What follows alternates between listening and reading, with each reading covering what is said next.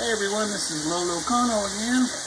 I'm making some ground beef gravy to put on some toasted bread. This is a Depression era in America, back in the early part of the last century, when people were very poor here and they had to make do with what they had. And it wasn't always just ground beef. They might have used rabbit, squirrel, pork, whatever they had, chunk meat, and then they would fry it up, put some onions with it. At least that's what I'm doing. And after I get this all browned up, I'm going to add some flour, butter, and some milk. It's kind of like my sausage gravy, the breakfast gravy, but this is more of a dinner style gravy that you would put on toasted bread. All right, now we're going to make the actual gravy, like a roux here. That's what they call it in French. I hope that's correct. My wife will correct me if I'm wrong. I'm putting in 2 cups of milk. Again, I'm lactose intolerant, so I use almond milk. It does a great job. So I'm gonna make this. This is separate from the ground beef over there. So I'm gonna let that start to boil a little bit. And once I start to see that boil, we're gonna go ahead and add a 1/3 cup of flour and our seasonings. All right, folks, it's starting to boil, so I'm gonna put this 1/3 cup of flour in there. I'm going to gently stir it in. We want to knock down all of the lumps. And we're going to go ahead and add some seasoning here in just a few minutes. Okay, I had to add another 1/2 cup of milk. The flour was making it pretty thick, but now, and I had to turn it down a little bit. It was almost ready to boil over. So now I'm going to use some pepper. Oh, maybe a 1/2 teaspoon. Love my pepper. Again, McCormick, garlic, onion, and black pepper and sea salt.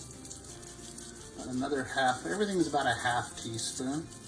What I put in there. Except this. This is Gebhardt's chili powder. Probably about 1/4 of a teaspoon. 1/2 teaspoon of Kinder's Buttery Steakhouse. Really good stuff. And then I like to put in my organic garlic powder, about 1/4 of a teaspoon. Now it's time to mix it all up. It's starting to boil again. So we're gonna get this mixed up, and then we're gonna add it to the ground beef and the onion over here. All right, folks, I added the ground beef and the onions to it. Now it's boiling. It's looking real good. It's got a nice consistency. And I'm going to taste it here just to make sure that it has the taste that's needed, that it's been well seasoned. Still needing some more seasoning. And of course, one of my favorite seasonings is the Knorr seasoning, the chicken bouillon. And it's really good. It really kind of helps to amp up the taste, and it pretty much salts it the way it should be to make it taste its best. Let's go ahead and try this out and see how it tastes. Oh yeah. 10 times better. And I left the ground beef fat in there because that gives it the taste, so I didn't have to add butter to it, because it was a 70-30 mix on it was just ground chuck steak beef. So there you go, and I'll show you here in a minute when it is plated. All right, everyone, the food has now been plated. I went ahead and put this